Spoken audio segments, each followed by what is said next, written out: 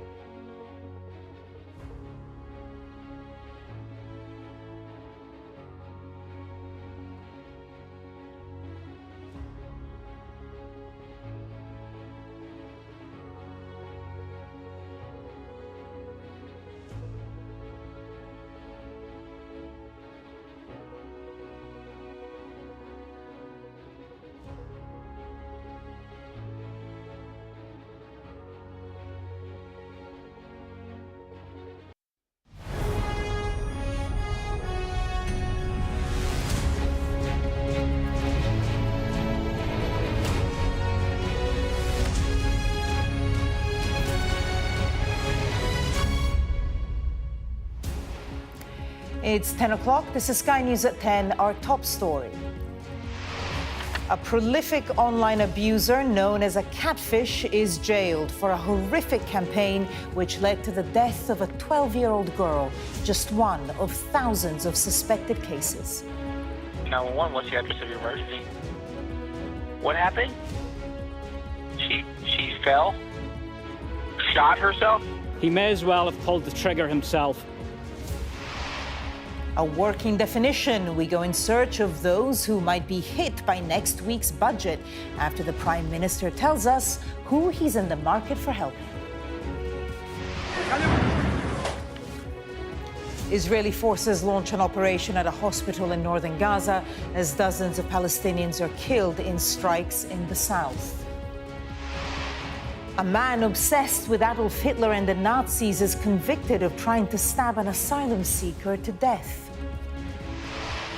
Plus, a quantum leap, the new computing centre that could put the UK at the heart of game-changing technology. And we'll take a first look at tomorrow's front pages in our press preview from 10:30 right through to midnight.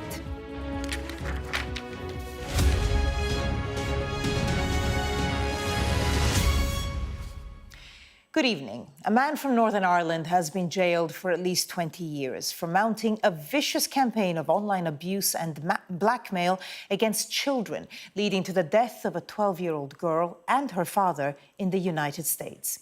The charges against Alexander McCartney relate to 70 known victims across the world, aged between 10 and 16.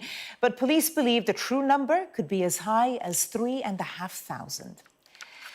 Well, McCartney is referred to as a prolific catfisher. That's someone who creates a fake online identity to target a person, most often for abuse or fraud. Now, they befriend or lure the victim into a relationship, usually vulnerable people such as children and the elderly. Catfishers then string them along, avoiding the risk of revealing their true identity by making excuses not to meet in person or hold video calls. A warning, this report from our senior Ireland correspondent David Blevins contains distressing content. This is Simran Thomas, the American schoolgirl driven to suicide by a prolific online predator. Alexander McCartney, now 26, pursued girls aged 10 to 16 in 30 different countries worldwide. From the bedroom of his rural home in South Armagh, he used 64 devices to target an estimated 3,500 victims. Every case involving child sexual offences is disturbing and causes long-lasting harm to victims. However, this was one of the most depraved, distressing and prolific cases of child sexual abuse that we have ever seen in the Public Prosecution Service. McCartney persuaded them to send him intimate pictures by posing as a teenage girl himself, then used those images to demand explicit ones. The judge called him a sexual deviant. Police welcomed the sentence, a minimum of 20 years. He will not be eligible for parole before 2039. McCartney's actions have directly caused the death of a child. He may as well have pulled the trigger himself. It is right today he became the first in the UK to be sentenced for manslaughter when the victim resided in a foreign jurisdiction. As far as I am concerned, there is only one place for him, and that is behind bars. 12-year-old Simran Thomas from West Virginia told McCartney she'd rather kill herself than comply. Her younger sister found her unconscious. 911, what's the address of your emergency? What happened? She fell? Shot herself? What's your address? Simran had taken her own life. Her father, Ben, whose handgun she'd used, died by suicide just 18 months later. Alexander McCartney pleaded guilty to 185 charges, including manslaughter, blackmail, inciting children to engage in sexual activity, and making and distributing indecent images of children. The reality is it's so easy to pretend to be somebody else online. Safeguarding experts say this case is a warning to parents. Unfortunately, I'm not surprised by it. I think this happens a lot more than we think it does. And that's why we need to be saying to them, even from a young age, do you know this person? Because if not, there's a good chance that they could be pretending to be somebody else, and therefore you don't want to talk to them. In a statement, Simran's grandparents said nothing would bring her back and urged parents to beware of the evil of some people online. And David joins us now. David, how unusual is it for someone to be prosecuted for the manslaughter of someone they actually weren't with at the time? Well, it's not just unusual, it's unprecedented. Alexander McCartney was at home here in County Armagh. Simran Thomas, the little girl who died, 3,500 miles away in West Virginia. He is the first person in the UK to be prosecuted for the manslaughter of someone whom he'd never met. And the Public Prosecution Service for Northern Ireland believes it's a world first. He waged a campaign of terror online, deliberately targeting young people who were gay or exploring their sexuality, knowing they would find it harder to talk to their parents. Most of the content in the case is just too graphic to report. The judge described it as excruciating and agreed that the harm caused was unquantifiable. When Simran Thomas became distressed and pleaded with him to stop, he replied, dry your eyes. When she told him she was contemplating suicide, he replied 20, 15, 10, giving her a deadline to produce more explicit pictures, but effectively counting down to her death. The judge said he had shown no remorse, and that's why he is now commencing a life sentence. And on the other side of the Atlantic, there is a family who will grieve the rest of their lives for a little girl who just went online looking for friends and encountered every parent's worst nightmare. David Blevins. David, thank you. And if you've been affected by the issues raised in this story, help is available from the Samaritans 24 hours a day. You can call 116-123 or you can email joe@samaritans.org. Now, last night, the Prime Minister told Sky News that owners of shares and assets do not fall under his definition of working people, sparking speculation and anger about who might be targeted for tax rises in next week's budget. Well, today, the government tried to clarify Sir Keir's remarks, but it still faces a political battle to convince voters that it is sticking to the promises on tax made during the election campaign. Here is our political correspondent, Serena Barker-Singh. No tax rises for working people, and I'll spell that out. No income tax, no national insurance, no VAT. I don't want to increase taxes on working people. Not increasing tax on working people. A clear promise from the government, made murky with a somewhat confusing definition of who exactly a working person is. What I mean, or if you like, who I have in my mind's eye when I make decisions as Prime Minister, are the sorts of working people who go out, work hard, and maybe save a bit of money, but don't have the wherewithal to write a cheque to get out of difficulties if they and their family get into difficulties. So for someone who works but gets their income from assets as well, such as shares of property, are they a working person? Well, they wouldn't come within my definition. With the budget looming, market traders in Hitchin are bracing themselves for the government's tax plans next week. Once a Tory stronghold, Labour won here at the last election. Do you describe yourself as working people? I would, yes, but everybody works in different ways. Can I ask, do you have any assets or money that you're getting from shares? I've got a few shares, but it's insignificant. You know, if you've worked all your life and you've invested in your future, why shouldn't you be allowed to keep it? If they've worked for it all their life, then that's fine. If they've had it handed down to them generation after generation, I think that's a completely different thing. There needs to be more definition around how did you come to that end point of having that accumulated wealth. All you hear about is, oh, I'm a son of a tool maker. Well, so am I. I ain't rich. Yeah, I'm not a rich man. They're just not in the real world no more. So you don't feel a kinship with him because of that? They're just so out of touch with the real world. Today, Downing Street clarified that those with a small amount of savings could still be defined as working people, but some experts and the opposition say this is still too vague. I think it's outrageous that Keir Starmer is claiming that people who have a small amount of savings or have invested a little bit in shares somehow don't count as working people and are therefore at risk of being clobbered with enormous tax rises in his budget next week. If the Prime Minister has a specific definition of a working person, he should probably tell us. In reality, I think it's pretty hard to think of any increase in tax that wouldn't affect somebody who gets some income from being in paid work. Labour say they will not raise taxes to those who they consider working people. But with crumbling buildings, an overburdened NHS and a £22 billion black hole, working people will have to accept that some difficult decisions will be made. Serena Barker-Singh, Sky News, Hitchin.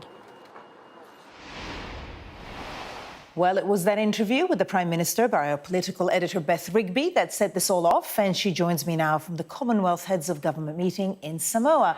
So, Beth, your interview has clearly sparked a wider debate about who should be targeted in the budget and, crucially, how they should be targeted.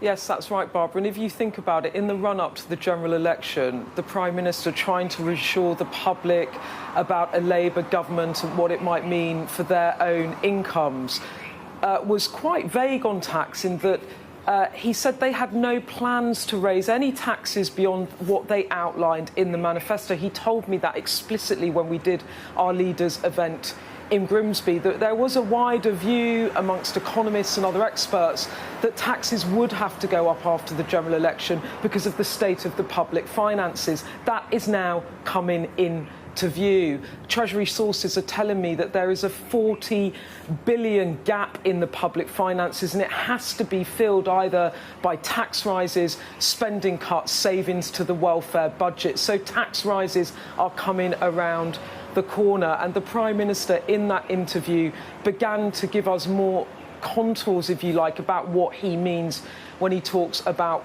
working people. And what he's basically saying is it's people that in his mind are working, that they might have small amounts of savings, but if something big comes in, a bill that they're not expecting, they might struggle to manage. They are, if you like, the people that Theresa May, when she was Prime Minister, described as the just about managing, or if you like, the squeezed middle. But it has sparked consternation because there are a lot of people out there who are working who heard a Prime Minister say we will not put up taxes on working people, and they felt that they fell into that definition. And now it looks like the Prime Minister, the Chancellor are going to raise taxes, and it will hit some working people. Now, the Chancellor was asked about this on LBC today. She did say that some taxes would go up, but she stressed that she would protect taxes, key taxes for working people, and that is the manifesto commitment of no increases in VAT, national insurance or income tax on workers. But if you, for example, have assets in stocks or property portfolios, you might find yourself, for example, facing increases in capital gains tax. That's the levy you pay if you sell chunks of shares or you sell second properties, for example. That could now be going up. At the moment, capital gains tax is anything between 20 to 24%.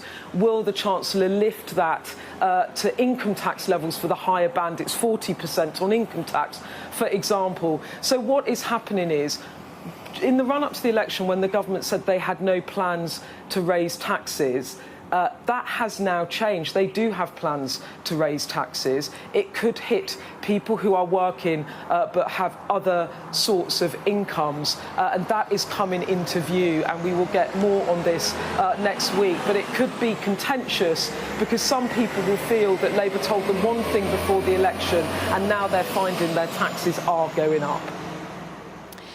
Our political editor, Beth Rigby, with the latest there in Samoa. Beth, thank you.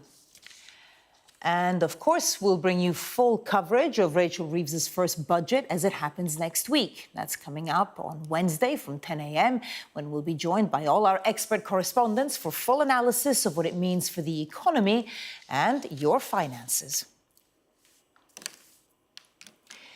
An Israeli airstrike on a journalist compound in southern Lebanon has killed 3 television news staffers. The attack struck a guest house in a compound in Hasbaya, being used by more than a dozen journalists. Until now, Lebanon's Hasbaya region has been a safe zone. Well, 2 of the journalists killed worked for the broadcaster Al Mayadeen, and the third at the Hezbollah-affiliated channel Al Manar TV. The Israeli military said tonight the incident is under review, but claimed that Hezbollah fighters were operating in the area. And the attack comes days after the Israeli military accused 6 Al Jazeera journalists working in northern Gaza of being affiliated with Hamas or other armed Palestinian groups. The Qatari broadcaster said it denies and condemns the allegations. According to the Committee to Protect Journalists, at least 128 journalists and media workers have been killed in Gaza, Lebanon, and the occupied West Bank since last October. Israel has prevented international journalists from entering Gaza. And this all in the backdrop of nearly 40 Palestinians being killed on a strike on Khan Yunis and an Israeli raid on a hospital in northern Gaza overnight. Sky's Adam Parsons reports. That is the boom of a shell landing. Northern Gaza has been bombarded relentlessly for 3 weeks, and now this. The Kamal Adwan hospital has become a target. Israel says it's pursuing terrorists. This facility has almost completely run out of medicine and supplies. The medical director venting his anger on a phone call as he was being filmed. We're a few hours away from the death of all these people, he says. How long will this continue? Instead of receiving aid, we get tanks that are shelling this building. Since then, communication lines to the hospital have been cut off. This was the view as it was attacked, filmed by a young man called Abu, known for his social media posts. He was later rounded up along with other men, corralled and stripped down to their underwear. They tied us up and swore at us. One of the soldiers recognized me as a TikTok influencer. He started interrogating me about the content I share, cursing me and my family for posting about the resistance. He said he was not going to release me and that I was never going to see my family again. He said that I was going to die in the ditch where they took me. The World Health Organization says it has now lost touch with the hospital and described the attack as deeply disturbing. We were bringing some medical supplies, some fuel, some food, some blood, and our teams were describing horrific scenes of hundreds of wounded people with trauma injuries lying really on the floor of the hospital, in addition to hundreds of people who were seeking shelter in the hospital. It's not just the north that's being battered. In the southern city of Khan Yunis, 38 people were killed, many of them children. So many that 2 or 3 bodies were put in each of these bags. Many of the victims here came from the same family. Khan Yunis was hit from both the ground and the sky, its mosque smashed, its people petrified. At 2 o'clock, suddenly I found myself wedged between the rubble. I did not know anything about anyone. I started screaming and screaming until my brother and father came. They started trying to get me out until they pulled me out. My little brother, who was 17 years old, was martyred. My little sister, who was 15 years old, was martyred. This is our situation. The north of Gaza may be taking the brunt of Israeli attacks, but this was proof that the south remains a target. Gaza, all of Gaza, is hellish. Adam Parsons, Sky News, Jerusalem. A man obsessed with Adolf Hitler and the Nazis has been convicted of attempting to murder an asylum seeker. Callum Parslow attacked the man at a hotel in Worcestershire in what he claimed was a protest against migrant boat crossings. Sky's Alice Porter reports, and a warning of some images of the attack that you might find distressing. Callum Parslow was obsessed with Hitler, Nazis and violence. The signature of Adolf Hitler was even tattooed on his forearm. The white supremacist from Worcester admitted to going to a hotel in April with the intention of stabbing a Channel migrant because he was angry at small boat crossings. When Parslow came in and saw Nahum Hagos, an asylum seeker, he asked him where he was from. When Mr. Hagos replied that he was from Eritrea, he was then attacked with a knife, suffering wounds to his chest and hands. He fled, bleeding, into the car park and was chased by Parslow, who then escaped along the canal.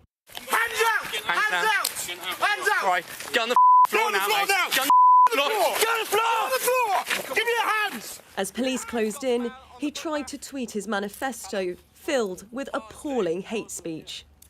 They will call me a terrorist. They will call me an extremist. I am neither. I am but a gardener, tending to the great garden of England. I removed the weeds. I exterminated the harmful, invasive species. His racist rhetoric attacked Jews, Muslims and Africans. He tried to upload it to X, tagging Sir Keir Starmer, as well as right-wing politicians such as Donald Trump. The manifesto didn't upload. Had it done so, it could have been highly damaging. The British far right can reach audiences of hundreds of thousands online across both mainstream and more niche platforms. And we've seen in other acts of extreme right-wing violence, for example, in Utoya and in Christchurch, perpetrators publishing their manifestos online, which can spread their ideology and their extremely unpalatable hate-motivated views, and maybe also encourage copycat attacks. When police arrested Parslow, he was clearly prepared to go to prison. What's with all the money? That's all the cash I'm going to take with me to prison. A search of Parslow's flat revealed an array of Nazi memorabilia, including Hitler's book Mein Kampf, a Nazi armband, and weapons. Fortunately, the stab wounds Parslow inflicted on Mr. Hagos didn't penetrate any vital organs, but his vile ideology will no doubt have a lasting impact on his victim. Alice Porter, Sky News. Kamala Harris and Donald Trump have both taken their campaigns to Texas this evening, as one poll today put the two contenders neck and neck. It's the Democrat candidate, however, who continues to display the greater star power. Fresh from a supporting performance from Bruce Springsteen last night, well, tonight Beyoncé will headline the Harris rally in Houston. Our U.S. correspondent Martha Kellner joins me now from Los Angeles. So, Martha, some more showbiz glitz tonight, but also some hard political messaging to go with it. Yeah, that's right. Perhaps unsurprisingly, over the past couple of months, both Harris and Trump have focused their campaigning on those 7 key battleground states. Surprising then, perhaps, that Kamala Harris, just a week and a half before the election, has chosen to head to Texas, a state which she has basically zero chance of winning. There's one key reason she's chosen to do that, and that's because she describes Texas as being ground zero in the battle for abortion rights. Since the constitutional right to choose was overturned, Texas introduced one of the most restrictive abortion bans in the country, almost a total ban, except in the case where the mother's life is at risk. So tonight she will introduce on stage a number of women who have stories similar to those I've been hearing across this country. Women who had pregnancies that they wanted, experienced difficulties in pregnancy, but that were then unable to access abortion healthcare. Some have harrowing stories of having to travel across state lines, sometimes hundreds of miles. And she hopes those stories will be heard in battleground states far from Texas. Another reason she's going there is it's quite a neat way for her to appear on stage with Beyoncé. Beyoncé, she's been using her song Freedom throughout her rally appearances this campaign, but she's not yet appeared on stage with her. And the Harris campaign are sprinkling stardust over rally appearances this week. We saw yesterday she was on stage with the boss, Bruce Springsteen, in Georgia. Tonight, it's Queen Bee, and the campaign are deploying these names judiciously in order to appeal to certain types of voter. Bruce Springsteen there, you see, hopefully they hope can appeal to older white voters. Beyoncé and Samuel L. Jackson, who was also on the campaign trail this week, they hope can appeal to the African-American vote, which is proving problematic for Harris. The big question remaining in terms of celebrities is, will Taylor Swift appear with Kamala Harris? She's already endorsed her on Instagram. The campaign consider Taylor Swift to occupy a space above all celebrities in terms of reach and impact. So perhaps over the next 10 days, she'll appear on stage with Kamala Harris. Watch this space. We will indeed. Martha Kellner with the latest from LA. Martha, thank you. And a reminder that we'll have full rolling coverage of the U.S. election on the 5th of November and through the night as the results come in. The team includes my colleagues, Mark Austin and Yalda Hakim, with Mark Stone and Louis Goodall. A mother who stabbed her 10-year-old daughter to death has been sentenced to an indefinite hospital order. Jaskirat Kaur admitted the manslaughter of her daughter, Shai Kang, on the basis of diminished responsibility. Shai was found with stab wounds to her chest at her home in the West Midlands in March. The latest figures from the Home Office show more than 29,000 migrants have crossed the Channel so far this year. Yesterday, 500 people made the journey on 11 small boats, putting that overall total within touching distance of the total for the whole of 2023. A NASA astronaut has been taken to hospital for an undisclosed medical issue after returning from nearly 8 months in space. The crew should have been back on Earth 2 months ago, but their return was delayed by problems with the Starliner astronaut capsule, which returned empty in September because of safety concerns. NASA has not confirmed which astronaut is sick, but they say they have been sent to hospital as a precautionary measure. Sir Keir Starmer and the King have been in Samoa at a meeting of Commonwealth heads of government where they've been under pressure over the UK's historical role in the trade of humans. The King acknowledged the pain of the past but stopped short of mentioning slavery. And the PM made it clear that paying compensation is not on the table. Our royal correspondent Laura Bundock sent this report from Samoa. It was supposed to be a display of international friendship. The first time Commonwealth countries have gathered with the King as their head. But this family of nations is fractured, divided by debate about slavery. The King using his platform to address the issue directly.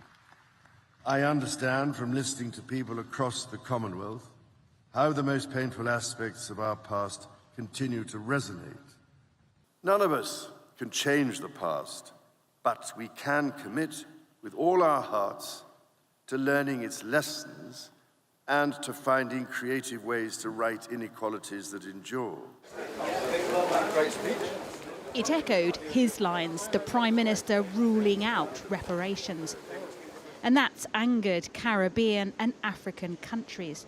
They want compensation for the historic horrors of slavery, and they also want an apology. We've been at this for almost a decade, and we have written to all the European heads of state. I think this is an ideal opportunity for the King of England, the head of the Commonwealth, to address the issue. Of course, you know, the Commonwealth is because of slavery and colonialism. The King is caught in the middle. He sits above politics, and the palace say it's not in his gift to say sorry. But his own ancestors were involved in and profiteering from the slave trade. When he speaks to the Commonwealth, he does so with caution. The King's speech was carefully crafted. It acknowledged the past with ambition for the future. It was a speech that wanted to make the most of the moment. But for many, it was also a missed opportunity. How to make amends for slavery is a conversation causing continued tension within the Commonwealth. Keep an eye on my tree. And for some countries, threatening its very future. Laura Bundock, Sky News, Samoa. Now, quantum computers have been hailed as a game-changing technological development that could revolutionize research, commerce and communication. But today, the UK took the first steps in its attempt to become a global leader in the technology with the opening of the UK's first National Quantum Computing Centre. And as our science and technology editor Tom Clark reports, the opportunities these computers offer also come with some considerable risks. Quantum computers are some of the most complex machines ever built, exploiting the weirdness of quantum physics to replace the bits, ones and zeros of conventional computers with qubits, quantum bits that can be both 1 and 0 at the same time. The potential is for unimaginably powerful machines to solve problems ordinary computers never could. Nice to meet you. Hi, Patrick Vance, nice to meet you. Hi. But opening the UK's National Quantum Computing Centre is a tough gig, even for a minister with a pretty solid science background. When the then Prime Minister challenged his cabinet to explain quantum to him, two of them were stupid enough to actually try and do that. It was too tempting not to ask. Can you explain quantum computing in a TV news soundbite? It's rather foolish to try and explain quantum computing, so you're asking me to be a fool, which I'm not going to do. Fairer question, why the government wants to commit billions to advancing the technology. We see this as an investment for growth, which it absolutely is. It's where new companies are going to come from. Some of those are going to be very fast growing, create lots of jobs. And these sorts of technologies, whether it's quantum, whether it's AI, whether it's engineering, biology, are the things of the future that are going to be the really disruptive technologies for all sorts of companies. The National Lab brings 12 different quantum computers under one roof. This one sealed in a steel vessel because its 24 qubits must be kept colder than outer space. In this lab, they're taking a completely different approach, using microwaves and lasers to trap and control individual ions as qubits in a vacuum. That's the pumps that you can hear behind me. But whatever approach to quantum computing you take, the biggest challenge is scaling the systems up so they can perform useful calculations. On paper, quantum computers promise to crack the most chaotic problems, how molecules combine to make new drugs, the formation of storms or forecast financial crashes. But we're not there yet. Within this next decade, you will start seeing quantum computers in a practical way doing better than regular computers, classical computers, in performance or cost or energy consumption. But to reach that ultimate goal where we can solve problems that have never been solved before or are impossible to solve, we are talking a couple of decades from now. Yeah. The potential of quantum supremacy is the reason for the government's big bet, but it could be a long while before it pays off. Tom Clark, Sky News, Harwell. Well, that was Sky News at 10. Coming up, we'll take a first look at tomorrow's papers in the press preview. Tonight, we're joined by The Guardian columnist Zoe Williams and the PR consultant Alex Lee. And among the stories that we will be discussing, this on the front of the Express, the headline, "No one should suffer in Labour's fuel pay mess." We'll be right back.